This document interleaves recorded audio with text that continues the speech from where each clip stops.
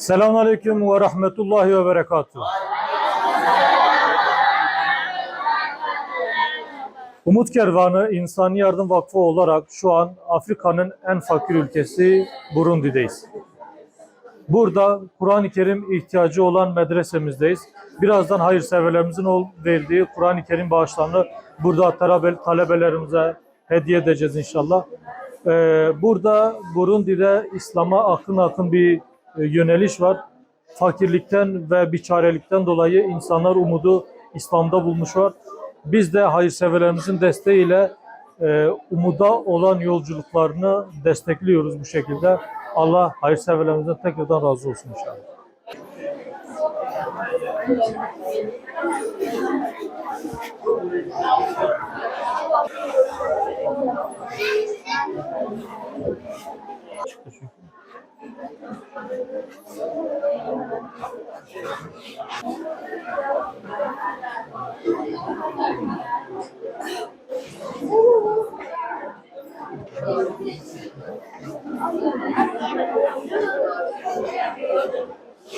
أعوذ بالله من الشيطان الرجيم بسم الله الرحمن الرحيم إذا زلزلت الأرض زلزالها وأخرجت الأرض أثقالها وقال الإنسان ما لها يومئذ تحدث أخبارها بأن ربك أوحى لها يومئذ يصدر الناس أشتاتا ليروا أعمالهم فمن يعمل مثقال ذرة خيرا يره ومن يعمل مثقال ذرة شرا يره بالله من الشيطان الرجيم بسم الله الرحمن الرحيم